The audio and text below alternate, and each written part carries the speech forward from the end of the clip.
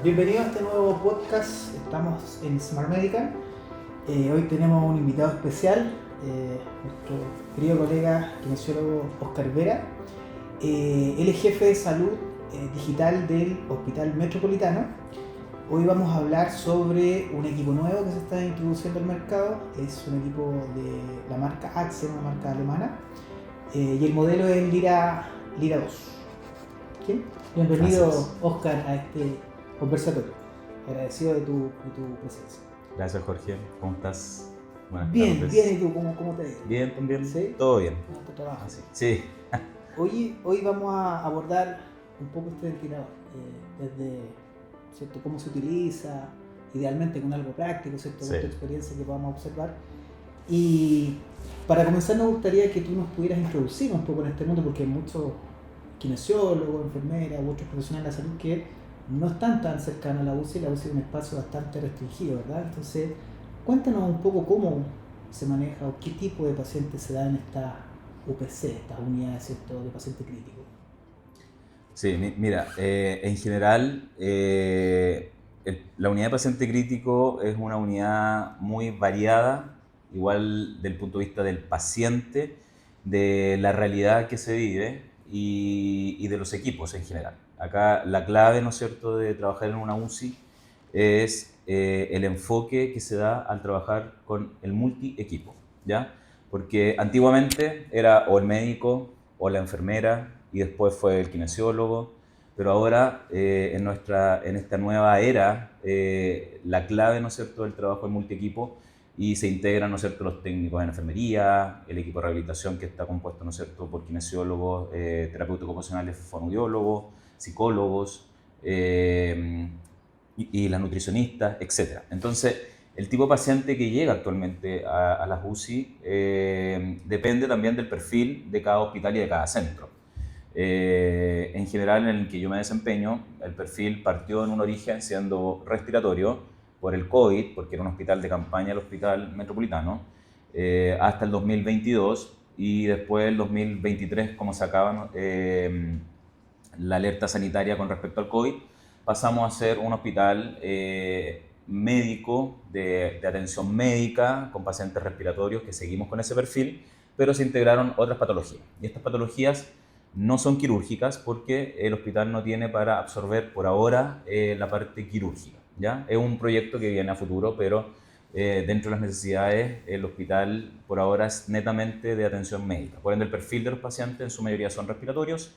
Tenemos algún grupo de pacientes con ACV isquémico o neurológicos de ese grupo, nada quirúrgico, y pacientes con descompensaciones metabólicas, y algo que se integró también del año 2023 hasta la fecha, un proyecto súper interesante que tiene que ver con pacientes que están o que necesitan diálisis, ¿ya? Hemofiltración, etc. Entonces, que vienen con falla renal. Entonces, ese grupo también se encuentra en nuestro hospital. Y también del año 2023 hasta ahora se integran pacientes coronarios, pero no con resolución quirúrgica, pero sí agudos coronarios que también ingresan en este grupo de pacientes que estamos recibiendo en el hospital. O sea, estás creciendo en términos de prestación como Sí, hospital y digamos, por la ubicación que tiene y la cantidad de pacientes que obviamente manejan, evidentemente el mismo sector o el tipo de cantidad de pacientes, ¿cierto?, que recibe le está generando esta visión más ampliada de la opción de prestaciones que están generando.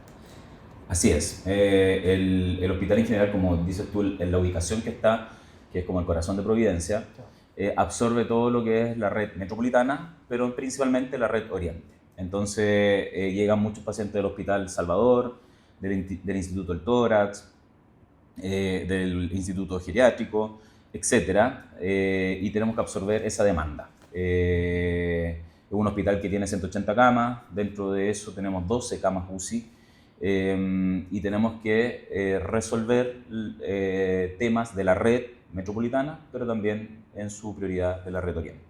Entonces sí hemos recibido más demanda en este último tiempo, ya que el COVID obviamente no es que se haya acabado, pero ya está en declive completamente, es una patología endémica actualmente, y por ende ya no es la prioridad de número de atenciones o número de pacientes que ingresen con esa patología, sino que entra de todo.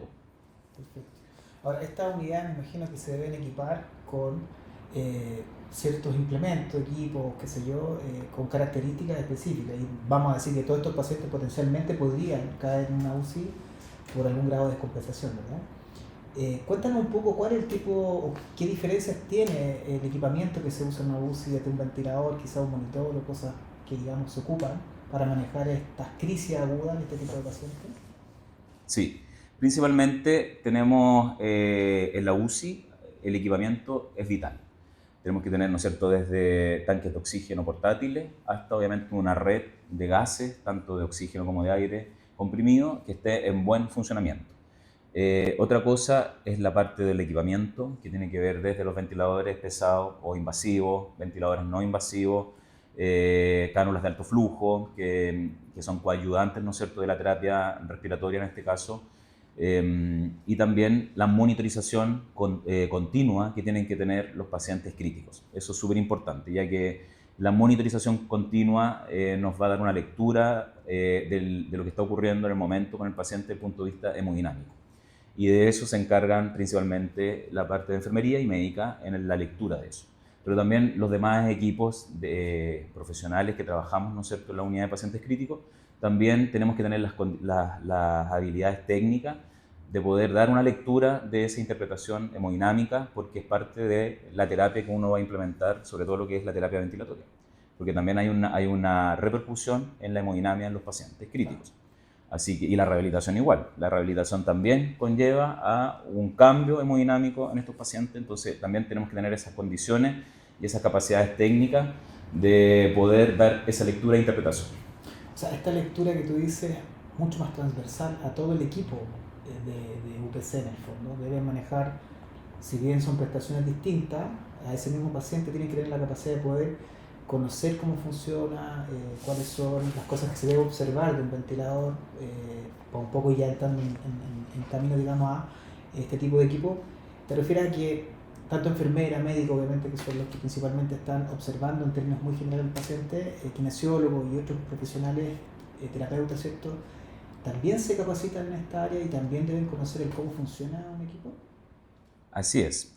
Actualmente el tema de las tecnologías en la UCI, la transformación digital en la UCI, las llamadas UCI del futuro van en camino derecho, ¿no es cierto?, a la implementación de esto, ya en algunas UCI a nivel internacional, en los grandes hospitales o clínicas, pero acá en Santiago y también en Chile ya algunas se están implementando con esta transformación. Por ende, todos los equipos tenemos que estar capacitados y también al tanto con las últimas actualizaciones con respecto a esta transformación para poder tener conocimiento de todos los equipos, tanto desde el técnico de enfermería, incluyendo, por ejemplo, el auxiliar de aseo también, que es parte del equipo del intensivo, porque si, tenemos que pensar que las unidades también son pacientes críticos, en el cual son muchos de ellos lábil inmunológicamente, y por ende la limpieza, el control de las infecciones intrahospitalarias es súper importante.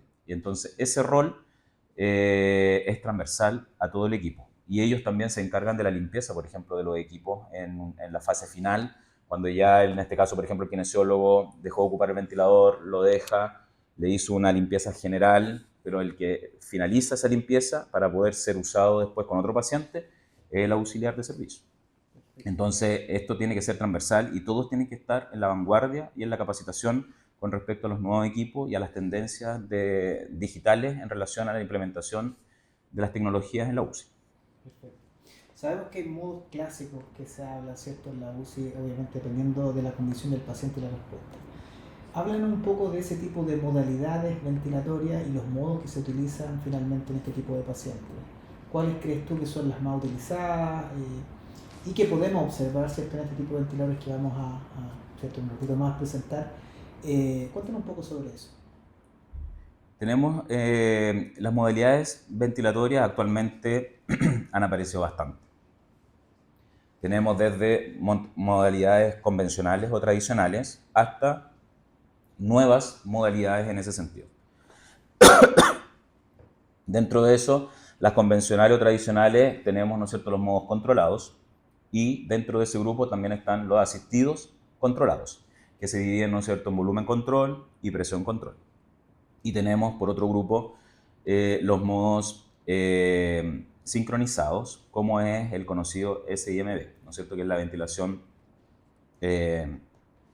mandatoria intermitente sincronizada, ¿ya? Que también la encontramos en presión y en volumen. Y por otra parte tenemos el otro modo convencional, conocido, ¿no es cierto?, y bastante usado, sobre todo para la transición del winning, es los modos espontáneos, como, ¿no es cierto?, la presión de soporte, o CPAP de presión de soporte, dependiendo, ¿no es cierto?, de la nomenclatura del ventilador. Entonces esos son nuestros grandes grupos convencionales o tradicionales de modos ventilatorios, y que obviamente los ventiladores lo traen. Por otra parte tenemos los modos, ¿no es cierto?, más avanzados, donde uno puede utilizar estrategias más avanzadas desde el punto de vista ventilatorio, como es el PRVC, el PAP+,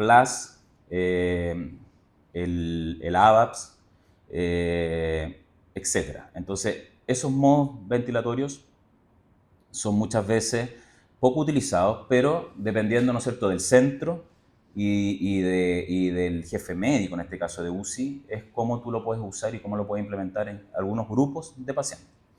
También hay modos, ¿no es cierto?, que son como la tendencia del futuro, que se llaman, que ya en algunos centros lo han probado, algunos ventiladores lo traen incluido, como el NAVA, que son modos neurales donde se sincroniza a través de una sonda, ¿no es cierto?, la ventilación del paciente, ¿ya? Es decir, ya no es, ¿no es cierto?, el ventilador el que le va a dar una asistencia directamente, sino que el paciente decide cuándo el ventilador le da la asistencia, en este caso, al paciente, cuando lo requiera. Entonces se tiene un nivel de sincronización y de disminución de la tasa de sincronía muy alta en ese sentido en este grupo de pacientes. Claro, la sincronía es, digamos, el desafío principal para el encargado terapista, ¿cierto?, que está finalmente conectando a este paciente con esta interfaz.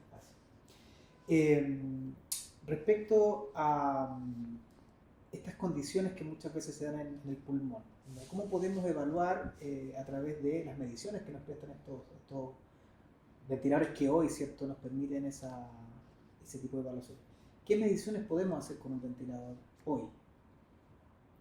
Sí, actualmente hay varias mediciones. Dentro de las convencionales y las tradicionales tenemos, ¿no es cierto?, presión meseta, tenemos compliance estática, tenemos, ¿no es cierto?, resistencia, y dentro de eso existen, ¿no es cierto?, otras modalidades que son índices muy importantes para predecir, por ejemplo, el nivel de mortalidad en UCI, en el manejo ventilatorio de los pacientes, como el driving pressure, ¿no es cierto?, que es la presión de distensión alveolar. Entonces, eso también se saca dentro de la nomenclatura de lo que te entrega el ventilador, al momento de hacer el cálculo de la presión meseta, el cálculo del autopip, que es este PIP intrínseco que te estiman los ventiladores, y dentro de otra parte de variables diagnósticas también y de predictores tenemos, ¿no es cierto?, el RSD, que es, ¿no es cierto?, este índice de respiración rápida y superficial, que también lo entregan los ventiladores, como que se calcula con la FR, partido por el volumen corriente, que es muy simple, pero también los ventiladores ahora lo traen integrado. Ante uno, que hay centros que todavía lo usan, que uno lo medía con el ventilómetro, ya para predecir, ¿no es cierto?, si el paciente podía estar preparado para un proceso de extubación o no, que es parte del winning. Existe la NIF, ¿no es cierto?, la P01, etc. Entonces tenemos cálculos y mediciones diagnósticas que te dan un predictor que se van sumando a los tradicionales, ¿ya? Pero como dice la evidencia, muy bien dicho, idealmente siempre usar lo más convencional y tradicional con un paciente crítico, y porque eso disminuye el riesgo, ¿no es cierto? Acá hay un tema muy importante con respecto a los equipos que uno utiliza, que es la seguridad del paciente, y eso está por sobre todo. Está la idea que los nuevos ventiladores, ¿no es cierto?, traen también implementaciones con respecto a ese foco, y los equipos de salud tienen que estar integrados en esa línea con respecto a la seguridad del paciente. Entonces, entre más convencional y tradicional tú te manejes, ¿no es cierto?, mejor. Si sabes manejar otros modos o otras técnicas diagnósticas, ¿no es cierto?, usarlas, pero que todo el equipo esté empapado con respecto a eso. Si solamente lo sabe uno y no lo saben los demás, no sirve de mucho y aumenta los riesgos, ¿no es cierto?, con respecto al paciente. O sea, acá cobra relevancia el poder tener un equipo, ¿cierto?, que sea equipo me refiero a un ventilador, que sea fácil de utilizar, que sea accesible, que no genere más complicaciones, porque, bueno, para quienes quizás no son parte de la UPC y ven desde fuera, a quienes manejan, ¿cierto? Vamos a decir, perillean muchas veces como muy complejo. Entonces se ve un paciente que está con un índice muy complicado y de un momento a otro, ¿cierto? A través de distintas técnicas, este paciente comienza a repuntar, a veces en tiempos muy acotados. Entonces, claro, me imagino que quienes utilizan estos equipos también debe ser simple para poder intervenir de manera intuitiva, ¿cierto? Y que también cuando se pueda compartir la forma de uso, la forma de poder tomar estas mediciones que tú comentabas sea bastante fácil. Así es. ¿Sí? Bien, ya que estamos con un contexto dado, ¿cierto? Ya nos podemos imaginar una UCI o una UPC con las dos unidades, ¿cierto? Y ya podemos observar a estos pacientes que llegan, estamos con el ventilador, ¿cierto? Estamos conectando al paciente. ¿Qué te parece si armamos un caso clínico y, bueno, ocupamos el ventilador y empezamos a través de eso a perillar, ¿cierto? A ver si vamos viendo cosas in situ y vamos descubriendo. Ok, ningún problema. ¿Te parece? Démosle. Bien. Y bueno, por favor, Oscar, colega, cuéntanos sobre este caso clínico, este paciente que nos podría llegar a esta unidad. Sí. Bueno, esto es un poco el contexto de los pacientes tipo que nos llegan, ¿no es cierto?, a nuestro hospital. Y en general es como un paciente típico que puede llegar a una UCI, ¿ya? Sobre todo en periodos de campañas de invierno, ¿ya? Entonces es importante tener algunos tips, sobre todo para poder aplicarlo con el DIRA, con respecto a cómo podríamos manejar un paciente de este tipo. Tenemos un paciente femenino de 65 años con diagnóstico de EPOC, insuficiencia cardíaca también, con antecedentes de hipertensión, diabetes mellitus 2, obesidad y cirugías, ¿no es cierto?, de prótesis de rodilla bilateral. El motivo de ingreso a la UCI de esta paciente es un EPOC exacerbado con una crisis obstructiva. En la radiografía de tórax control aparecen, ¿no es cierto?, infiltrados en la base derecha completa y signos de atelectasia bivasales y además se suma, ¿no es cierto?, una hipertrofia del ventrículo izquierdo. Y tenemos, ¿no es cierto?, los exámenes complementarios que nos llegaron, en el cual tenemos gasometría en sangre, la gasometría arterial, donde tenemos un pH 728, tenemos una presión de CO2 de 58 centímetros de agua, una presión parcial, ¿no es cierto?, de oxígeno de 59 centímetros de agua.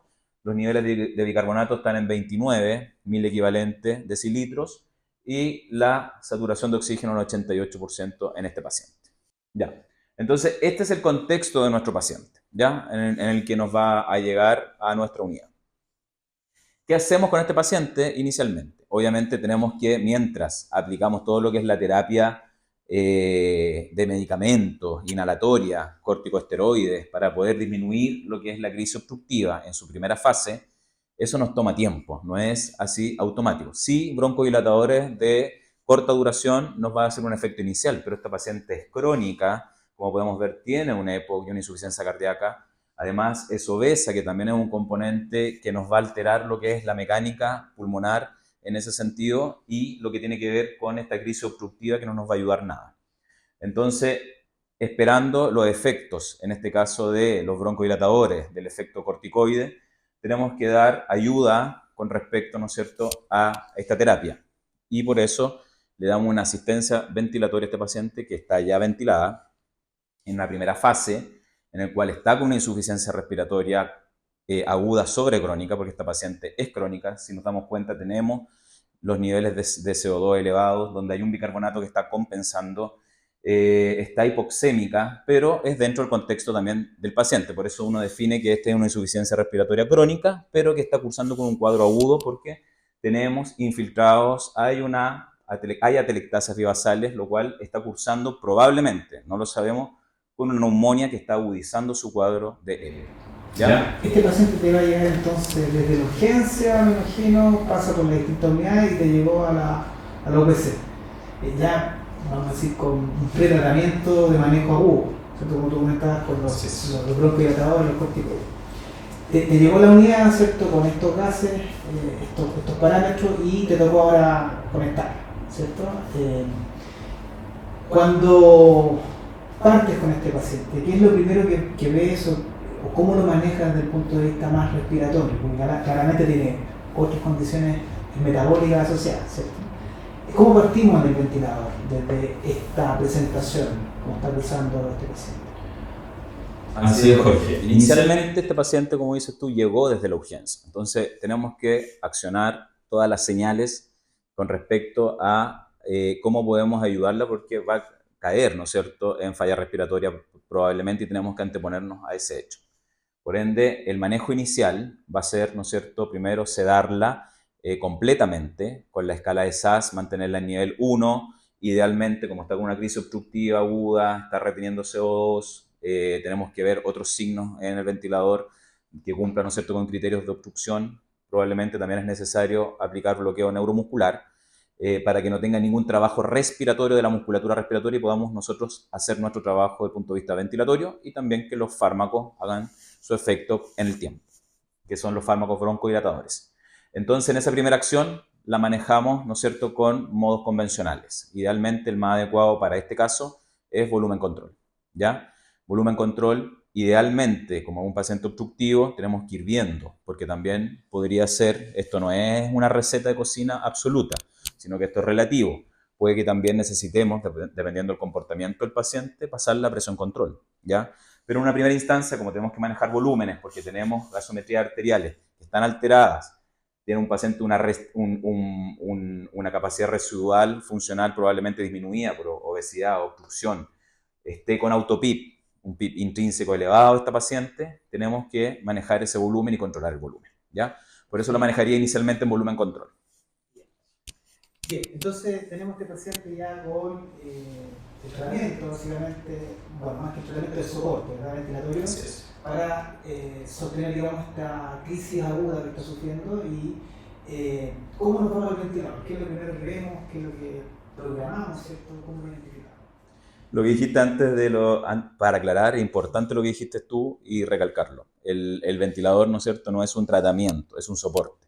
Ya es un coayudante del paciente mientras nos da tiempo para poder hacer el manejo con respecto a la parte farmacológica, a la parte de rehabilitación, etcétera. Todo lo que conlleva, pero es un coayudante y es un soporte. Entonces, por eso ocupamos ventiladores invasivos o ventiladores no invasivos que van a ser el soporte para este tipo de paciente, por ejemplo, ¿ya? Entonces ahora vamos a ver, ¿no es cierto?, cómo podríamos hacer una programación inicial para este paciente, ¿ya? Con el Lira 2. Lira 2. Sí. Vamos a ver. Entonces, si se fijan, tenemos el ventilador Lira 2, que viene con tendencias de vanguardia, un ventilador con una pantalla, ¿no es cierto?, vertical, en el cual también viene con sus circuitos, que es muy flexible, ¿no es cierto?, ocupar cualquier tipo de circuito en ese sentido. No es único, específico, así que tenemos lo típico de un ventilador, donde en este caso vamos a partir con humidificación activa, ¿ya? Porque es un paciente en el cual está reteniendo CO2, es obstructiva, entonces lo más adecuado para este paciente es manejarlo desde el punto de vista con humidificación activa, como vemos acá. Entonces tenemos la cámara, ¿no es cierto?, la olla calefactora, está conectado, ¿no es cierto?, al ventilador en una birrama, que es una rama inspiratoria y una rama expiratoria, ¿ya? Acá tenemos el pulmón de prueba, y acá es importante que en este tipo de ventilador, en el Lira 2, tenemos el sensor de flujo a este nivel, antes, ¿no es cierto?, de la Y y en contacto directo con el paciente.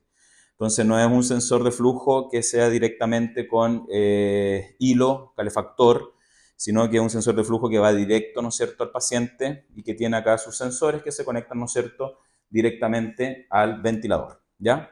Y está muy proximal al paciente, que eso es súper importante. Entonces, después de explicado eso, procedemos, ¿no es cierto?, a analizar el modo ventilatorio del paciente en la programación. Entonces, me voy acá, tenemos, ¿no es cierto?, en la categoría de paciente, adulto, pediátrico, neonatal, tenemos el género, que dijimos que era hombre o mujer, podemos programar la altura del paciente y también el peso ideal, que eso es importante porque te da la opción de un peso ideal con respecto a cómo podemos determinar el volumen corriente de este paciente, ¿ya? Entonces, tenemos el modo también invasivo, no invasivo. Acá vamos a optar, ¿no es cierto?, por el modo invasivo y vamos, ¿no es cierto?, a la opción de nuevo paciente. Acá vamos a programar un poco menos, ¿no es cierto?, de una paciente le va a poner 1,65 m. Y aquí te mide, ¿no es cierto?, el peso ideal, que serían 62 kilos aproximadamente, del predicho, ¿ya? Entonces ahora vamos, el modo ventilatorio. Tenemos volumen control. Como dijimos inicialmente, la vamos a manejar en este tipo. una paciente que está hipoxémica, pero también retiene CO2, entonces tenemos que tener ojo con ese sentido. La facilidad del Lira2 es que la pantalla es touch, entonces podemos optar por modificarla acá o con el router que está acá, ¿no es cierto?, que podemos manejarlo con esta perilla, ¿ya? Entonces acá, inicialmente, como nos llegó esta paciente, vamos a partir con 50%, que igual uno dice es harto, sí, pero vamos viendo y lo dosificamos. La idea siempre es ir a la baja, pero puede ser también que esta paciente, en el contexto que está, tengamos que subirle aún más. O sea, como comentabas con la neumonía y ese trastorno Sí, de porque intercambio. eso, muy bien Jorge, porque la paciente, independiente que esté con un cuadro obstructivo, probablemente el foco principal de esa agudización, porque ella es EPOC, ella es crónica de base, puede ser su neumonía y por ende está siendo el mecanismo fisiopatológico que está ocurriendo ahí es un CHAN, ¿ya? Donde no hay intercambio, por ende va a desaturar y va a tener una hipoxemia en el cual por más que le suba la FiO2 va a ser, ¿no es cierto?, refractaria, ¿ya? Por eso también en ese caso tenemos que jugar con el PIP, con la programación del PIP, que es importante en este tipo de paciente. Entonces me voy, ¿no es cierto?, al PIP y también lo programo acá, pensando en el contexto que te expliqué.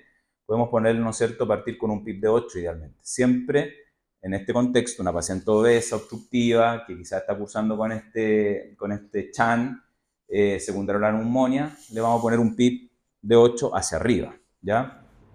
¿Qué es el resto del PIB ideal? ¿Por qué siempre estamos viendo el PIB y la FiO2? PIB y FiO2. ¿Qué relación tiene uno con el otro? ¿Por qué es tan importante tener esa consideración al momento de programar uno o ir avanzando en el otro? Sí, en general lo convencional se dice según el estudio ARSNet, ¿no es cierto? Y también tenemos el estudio OLA, en el cual en el ARSNet inicialmente se programa el PIB con respecto a la FiO2 también. Es decir, a medida que tú vas subiendo la FiO2 y vas requiriendo mayores niveles de FiO2, también tiene que ir de la mano con el aumento de los niveles de PIB. Eso decía el estudio ARSNet, ¿ya? Pero tenemos otra parte que también hablaba del estudio OLA, en el cual hablaba de que no es necesario que se condigan, el PIB con la FiO2, sino que tenemos que subir el PIB, podemos programar el PIB en forma ascendente y luego podemos fijar un PIB óptimo en la programación y sin necesidad de que tengamos que dejar también la FiO2 alta con respecto a un PIB alto, ¿ya? Sí, cuando se hacen maniobras de reclutamiento, que en general no es lo óptimo hacerle a todos los pacientes en maniobra de reclutamiento. Eso tiene que estar indicado por un médico, tiene que el equipo estar empapado por la maniobra de reclutamiento, porque también las maniobras de reclutamiento en general aumentan la mortalidad, si son mal hechas, ¿ya? Entonces tiene que haber un conocimiento. Entonces la programación del PIB óptimo, ¿no es cierto?, es súper importante en este tipo de pacientes, primero, por la fisiopatología del paciente, por eso es importante identificar con qué cuadro está cursando, y segundo, si eso le va a llevar un beneficio al paciente o le puede dar un desmedro en relación a la terapia que le estamos aplicando, ¿ya? Entonces, la definición del PIB tiene que ser muy fina en ese sentido. Por eso tenemos que ocupar todos los coayudantes que nos pueda entregar el ventilador, la mecánica del paciente y la hemodinamia, que es súper importante guiarse en esas tres variables, ¿ya? Entonces, acá tenemos el PIB que lo dejamos programado en 8. Acá en el volumen control, el tiempo inspiratorio tú lo vas jugando para poder definir una relación IE. Como estamos con un paciente obstructivo, que es crónica, que está cursando una crisis obstructiva, ojo ahí con la relación IE. Tenemos que pensar en que el tiempo expiratorio, tratemos de darle tiempo expiratorio a este paciente para que pueda botar este aire que está atrapado, porque esta paciente está con un aire atrapado, está con un auto-PIP, con este PIP intrínseco, entonces no puede botarlo. Por ende, su tiempo expiratorio es largo. Por eso nosotros tenemos que ayudarle con el ventilador a programar un tiempo expiratorio más prolongado, ¿ya? Entonces, por eso acá vamos, ¿no es cierto?, al tiempo inspiratorio. El ventilador, ¿no es cierto?, Lira nos dice acá, al momento de ir jugando con esta variable, por ejemplo, relación IE 1 a 2. Si yo lo bajo, por ejemplo, a un tiempo inspiratorio de 1.8 segundos, me queda, ¿no es cierto?, 1.2,33. Y así sucesivamente puedo ir jugando con esa variable a medida que lo voy achicando el tiempo inspiratorio. Fíjense el tiempo inspiratorio acá, lo voy a dejar, por ejemplo, en 1 a 4, con 1.2 segundos de tiempo inspiratorio, ¿ya?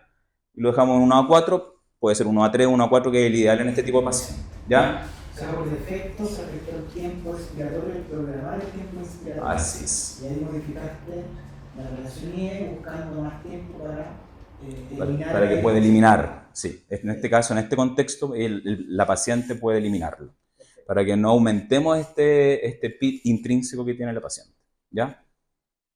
La frecuencia respiratoria, idealmente, siempre se habla de que hay otras herramientas también que te ayudan un poco a definir el tiempo inspiratorio y la frecuencia respiratoria, que son la constante tiempo, pero en este caso también la constante tiempo tiene que ver con el grado de vaciado y llenado del pulmón, ¿no es cierto?, en un tiempo determinado. Entonces, eso te permite definir no tan al ojímetro cuánto es la frecuencia respiratoria y cuánto es el tiempo inspiratorio que le voy a programar al paciente, ¿ya? Dependiendo del contexto del paciente. Entonces, idealmente acá la frecuencia respiratoria del paciente podemos hacer de 12 a 15 aproximadamente. La vamos a dejar en 12, ¿ya? Acá hay que tener ojo cómo vamos jugando con la frecuencia respiratoria, porque también eso nos va ayudando a lo que queremos nosotros. Primero, que bajemos los niveles de CO2 en este paciente para que regulemos el nivel de pH, porque acá lo más importante en este paciente que tenemos que resolver ahora con el ventilador es el pH, porque está acidótica. Una paciente con 7,28 está acidótica. Por ende, esto es lo más importante, ¿ya? Resolviendo esto, lo demás nos da tiempo para poder ir con el tiempo, ¿no es cierto?, ajustando estos parámetros. Pero lo más importante es regular este pH. Y probablemente la causa de este pH, según lo que nos está dando este caso, es por causa de niveles de CO2 elevados, ¿ya? Que en este contexto, insisto, no es muy elevado porque esta paciente es crónica, por ende vive con niveles quizá elevados de CO2. Pero acá está con una crisis obstructiva que llevó, ¿no es cierto?, a alterar esta gasometría arterial. Entonces tenemos la FiO2, el volumen corriente, que según el cálculo predicho, ¿no es cierto?, de su peso, lo tenemos que regular en una fase inicial. En un paciente en este contexto lo manejamos con 6 ml kilo peso, pero hay estudios que hablan y que avalan que también los pacientes obstructivos, sobre todo ocurrió en la pandemia, pacientes obstructivos obesos, idealmente manejarlo y ser generosos con el volumen. Antes se tenía miedo con el volumen, pero no, seamos generosos con pacientes que son obstructivos y obesos sobre todo, porque los pacientes obesos conllevan a tener disminución en su caja torácica, en la elactancia, ¿no es cierto?, aumenta las resistencias de la vía aérea. Por ende, también hay una lucha de presiones que hay, ¿no es cierto?, entre el medio externo y el medio interno, y es importante, ¿no es cierto?, que seamos generosos de repente con el volumen corriente programado. Entonces, o sea, también programar 8 puede ser 8 ml kilo peso perfectamente en ese sentido, porque esta paciente, acuérdense que está con infiltrado en su base derecha, está con atelectasias bivasales, y esto puede ser causado por la crisis obstructiva, por su condición de obesidad, en el cual tenemos que resolver también y favorecer la capacidad residual funcional, que lo hacemos a través del PIB, aumentando el PIB, y también con los volúmenes corrientes óptimos, ¿no es cierto?, para este paciente. Entonces, ahí uno regula el volumen corriente con respecto al peso predicho del paciente. Eso es, a grandes rasgos, la programación inicial que yo le hago, ¿no es cierto?, a este paciente, ¿ya? Acá después uno puede ir jugando con otras variables que que no son fundamentales en la parte inicial, pero te dan información también en la lectura de la gráfica ventilatoria, como son, por ejemplo, el tiempo pausa, ¿no es cierto?, si vamos a tener un nivel de asistencia, etc. Y acá hay un trigger de flujo que es el basal, ¿no es cierto?, para este paciente, para poder pensar en la ventilación inicial del paciente. Recordemos que el trigger es la iniciación de la ventilación, ¿ya? Es súper importante. Y el ciclado, ¿no es cierto?, es la fase expiratoria, ¿ya? Entonces, lo que queremos nosotros acá es darle toda la facilidad a este paciente para que bote el aire, para que regule sus niveles gasométricos y podamos luchar con este proceso inflamatorio que está ocurriendo en esta paciente, ¿ya? Ahí tenemos entonces la parte inicial, comienza la ventilación. Y acá en el ventilador Lyra nos aparece el modo ventilatorio acá arriba, nos aparecen toda esta fase de arriba, como la pueden visualizar, es los parámetros que te entrega el paciente, ¿ya? Lo que entrega el paciente. Y acá está lo programado, lo que programó el usuario, ¿ya? Y al medio podemos ver la típica curva, ¿no es cierto?, de presión, flujo y volumen, ¿ya? Está sonando la alarma, así que la vamos a regular. No tiene la conexión a la alta presión, por tanto no hay ya. Disponible. Perfecto. Sí. Ya. Acá tenemos entonces las curvas, como decíamos, la curva de flujo, de presión, perdón, flujo y volumen, ¿ya? Que son importantes. Y si se pueden ver, fijar en esta parte, tenemos los loops, ¿ya? Que son los bucles, donde podemos ver, ¿no es cierto?, la de presión-volumen y la de volumen-flujo, que son las fundamentales que te pueden entregar, ¿no es cierto?, información también cuando queremos definir lo que tú me decías de un PIB óptimo, queremos ver si el paciente está sobredistendido, etc. Te entrega también información coayudante con respecto a las otras tres curvas. O sea, acá vemos directamente pulmón. Acá podemos ver directamente qué está ocurriendo en el pulmón.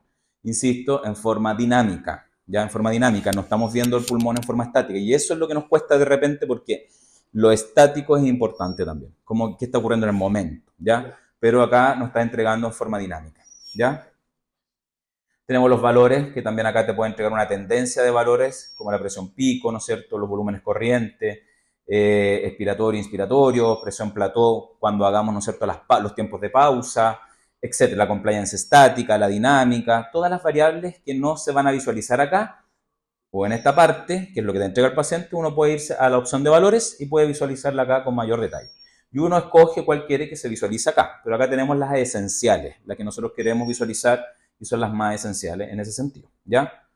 Y tenemos el pulmón dinámico que este ventilador Lyra también te entrega esta opción que podemos ver, ¿no es cierto?, las curvas, que acá también la puedes modificar, acá podemos ver la curva de presión en este momento, pero fíjense acá, podemos ver un pulmón, ¿ya?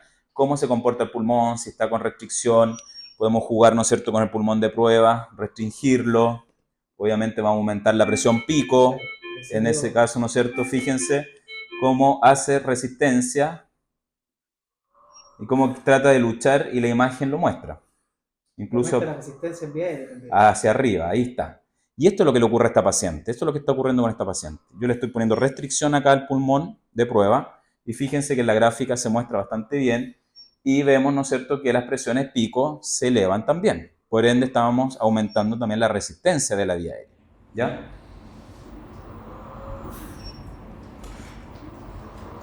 Esto es lo que decías tú respecto al peso, ¿verdad? O sea, pensando en el peso, es lo que va a restringir finalmente el comportamiento expansivo, ¿cierto? La expulsión del pulmón respecto a la condición de esta paciente con su condición de base más este cuadro agudo, el sobrepeso, la ocupación más la obstrucción y la ocupación también por la neumonía probable que tiene.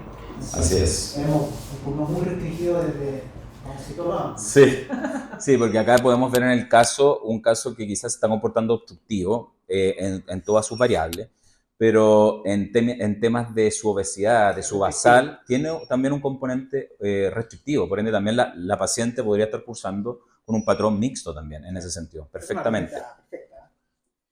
Se puede visualizar perfectamente ahí, ¿ya? Entonces, por eso te digo, el ventilador en general te entrega esa información con respecto a cómo tú te puedes guiar como terapeuta en esta programación inicial con este caso, con lo que entrega el paciente, que lo visualizamos en esta primera parte, y luego uno ya puede incursionar, ¿no es cierto?, un poco más con el ventilador con respecto, acá tenemos las opciones de tendencia, ¿no es cierto?, donde podemos tener tres variables con la gráfica, con la tabla de tendencias, que sale la hora y la fecha. Entonces esto es importante para el registro también, que hacen las enfermeras como los kinesiólogos con respecto a la parte ventilatoria, ¿ya? Registro, que también te da la opción, etcétera, ¿ya? Tenemos acá también la opción de succión, cuando estamos con un paciente que se está aspirando, un paciente que va a los llamados baños de la muerte de repente en estos pacientes de la UCI, tenemos que tener también la opción de tener un aporte de oxígeno al 100% rápido, a la mano, ¿ya? También lo da el ventilador en forma accesible, ¿ya? Los ajustes de la alarma, importante el ajuste de la alarma, ¿ya? Los ajustes de la alarma te definen los límites y también se programan. Y aquí podemos ver, ¿no es cierto?, el límite 1, que te da unas variables, el límite 2, ¿no es cierto?, la variable principalmente de FIO2.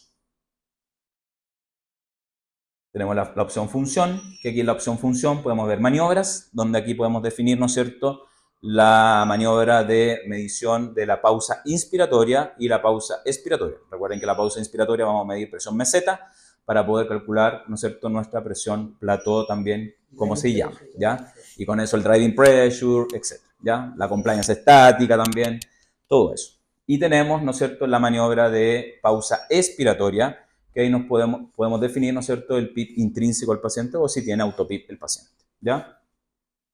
Eso está en la parte de función. Tenemos la opción de nebulización, que también te da la opción de nebulización al ventilador, donde uno lo tiene, se programa. Te da la opción de nebulización neumática, eso sí, ¿ya? Diagnósticos, que también acá son variables diagnósticas más avanzadas que entrega el ventilador, que son interesantes, como lo hablábamos, ¿no es cierto?, al principio. Tenemos la P01, tenemos el PIB intrínseco, que también se puede calcular acá, aparte de la opción maniobra, y tenemos la NIF, ¿ya?, que también son variables diagnósticas importantes al momento de tomar una decisión con respecto, por ejemplo, al proceso de weaning del paciente, ¿ya? Y la herramienta PV, que también acá es la definición, que este ventilador interesante, que también que entrega esa opción, que no todos los ventiladores la entregan, que es, por ejemplo, cómo puedo yo definir un PIP óptimo o el best PIP, ¿ya? En ese sentido, también acá la técnica te muestra la gráfica, te define, ¿no es cierto?, en la curva presión-volumen. Recuerden que esta es una paciente obstructiva, crónica, que probablemente su pulmón puede ser duro. En ese sentido, ¿qué significa un pulmón duro? Que puede estar, ¿no es cierto?, con tendencia a la curva más aplanada hacia la presión, por ende, ¿no es cierto?, tenemos mayores probabilidades de generar barotrauma, ¿no es cierto?, en este paciente, ¿ya? Y por ende, todas las consecuencias que me lleva el daño inducido por ventilación. Eso es lo que comentabas tú respecto a si mantenemos una modalidad por volumen, porque evidentemente la modalidad por volumen se pueden disparar las presiones, ¿cierto? Y segundo, quizás a través de una PIB óptima, entender que quizás podríamos trabajar con limitaciones en presión para evitar su daño. En esta primera fase, quizás, o dependiendo de cómo se comporta el paciente. Por supuesto, los pacientes son dinámicos, por ende no hay algo estricto con respecto al manejo del paciente. Uno tiene que ir evaluando idealmente minuto a minuto, por eso es importante la programación bedside, que se llama la opción que te dan los ventiladores en la visualización. Acá podemos ver que la visualización es muy gráfica, números grandes, que es importante también, ¿ya? Así que con respecto a eso, tenemos los datos principales en el manejo inicial de nuestro paciente con LIRA 2. ¿Cómo se hace la función de PIB óptimo? ¿Cómo lo aplica el ventilador? ¿Cómo lo hacemos sin la opción de un ventilador que entregue esta PIB óptimo? ¿Qué es lo que observamos? ¿Tu programa y comenzamos a ver las curvas? ¿Cómo lo hacemos? Sí. Con respecto a la PIB óptima, ¿no es cierto?, pueden existir varias formas de implementarlo. Como les dije, tiene que ser ideal con personas que estén entrenadas, con una indicación médica definida y que el equipo esté empapado, ¿no es cierto?, de la forma en cómo vamos a definir el PIB óptimo, ¿ya? Acá el LIRA 2, ¿no es cierto?, te entrega la opción en esta función de la herramienta PV de cómo definir, por ejemplo, o por último, más que definir, cómo podemos guiarnos, que eso también es importante a través de una gráfica ventilatoria. La gráfica te entrega mucha información, ¿ya? Y la principal gráfica puede ser la de presión-volumen, que también lo podemos ver, como lo vimos delante, acá en la opción de loops, que también uno puede jugar con la opción de loops, pero acá la opción buena que entrega el LIRA es que lo puedes ver en el momento cuando programas tú la tendencia para definir el PIB óptimo. Entonces, acá tú puedes definir, por ejemplo, la presión inicial, que es la P-star, ¿no es cierto? La presión top, que es como la presión que va a tener el paciente programado idealmente. Al finalizar el PIB, cuánta presión voy a ponerle al paciente como tope, ¿ya? Y también podemos definir un tiempo de pausa, ¿ya? Y la velocidad en el rango en que voy a aplicar, ¿no es cierto?, esta presión, que también es importante, porque uno define tiempos. En general, cuando uno define el PIB óptimo, lo puedes usar, ¿no es cierto?, idealmente para evitar menor daño al paciente en presión control. Vas escalonando el ascenso, ¿no es cierto?, en el paciente con la presión de PIB, aumentando en presión control. Cada 2 minutos vas midiendo, ¿no es cierto?, las variables dinámicas del paciente, en ese sentido, la variable hemodinámica y la mecánica respiratoria del paciente, cómo se comporta, ¿ya? Y hasta llegar a un punto donde cuánto PIB tú quieres aplicarle al paciente. Por ejemplo, yo quiero llegar hasta 20 centímetros de agua de presión de PIB. Y entonces tú, en base a eso, llegas, ¿no es cierto? Y después, para descender, para definir dónde está mi PIB óptimo, yo desciendo en volumen control, ¿ya? Entonces, mi descenso lo hago en volumen control. Y también el descenso es cada 2 minutos, idealmente de 2 en 2 el puntaje en cuanto a PIB. Si partí de 20, bajo, por ejemplo, los 2 minutos posterior a 18, de 18 bajo a 16, a 14, 12 y así sucesivamente. Entonces, cuando yo evalúo el componente hemodinámico, el componente mecánico del paciente y las variables dinámicas que me entrega el ventilador, con eso yo me hago una idea de que ese es mi PIB óptimo en este paciente, ¿ya? Pero siempre el PIB directamente es súper difícil definirlo en ese sentido porque no tenemos una variable intrínseca en el diafragma y en el pulmón, que me esté midiendo cuál es la transpulmonar, cuál es la presión alveolar del momento. No lo tengo, porque si no tendría que tener una sonda para que me mida, ¿no es cierto?, la lectura en el momento. Y eso también existe, se puede hacer, pero no todos los centros lo tienen, no todos los ventiladores tienen el software integrado, etc. Entonces no está disponible, es caro, tienen que estar capacitados todo el equipo. Entonces, por ahora, esa es la estrategia, la mejor estrategia posible en poder definir un PIB óptimo. Fantástico. Bien acabada tu explicación respecto a eso. Por lo visto no es una técnica fácil de implementar y bueno, se ve que esta herramienta está incorporada por probablemente el nivel de especialidad que tenemos que desarrollar para poder aplicar este tipo de pruebas, pero por lo visto también tiene una tremenda relevancia al momento de atender o manejar a estos pacientes con el soporte adecuado. Así es, así es. Bien, Oscar, oye, excelente la explicación. Agradecemos a Oscar por este caso clínico que nos regaló el día de hoy, también por visitarnos. Esperamos tener más de estos conversatorios. La verdad es que nos llevó a la UPC, ¿cierto? Yo me sentí en la UPC con el paciente ahí observando el comportamiento. Así que muchas gracias, Oscar, nuevamente. Te agradecemos por estar acá y esperamos en una futura, ¿cierto?, conversación quizás abordar más temas en este sentido. Muchas gracias por la invitación, gracias a Marcela y a Smart Medical, ¿no es cierto?, por mostrar el día 2. Nos veremos próximamente en otra nota. Nos vemos.